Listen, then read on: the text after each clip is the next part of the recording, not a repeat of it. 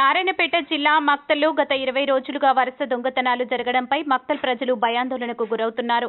రాత్రైతే చాలు ఎవరింట్లో దొంగతనం జరుగుతుందని భయాందోళనకు గురవుతున్నారు. ఈ విషయం తెలుసుకున్న మక్తల్ ఎమ్మెల్యే వాకటి శ్రీహరి నిన్న మధ్యరాత్రి మక్తల్ పట్టణంలోని ప్రతి వీధిని పోలీసులతో పాటు తిరిగి శాంతి భద్రతలు పర్యవేక్షించారు. మక్తల్ ప్రజలు అప్రమత్తంగా ఉండాలని, అనుమానంగా ఎవరైనా కనిపిస్తే మాత్రం పోలీసులకు ఫోన్ చేయాలని ప్రజలకు సూచించారు ఎమ్మెల్యే శ్రీహరి.